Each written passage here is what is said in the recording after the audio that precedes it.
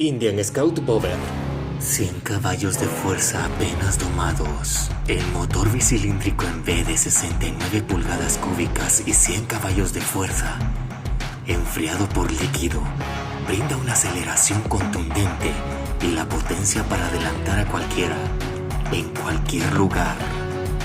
La inyección electrónica de combustible ofrece potencia y aceleración líderes en su clase, mientras que una transmisión de 6 velocidades sensible permite una conducción deportiva y agresiva.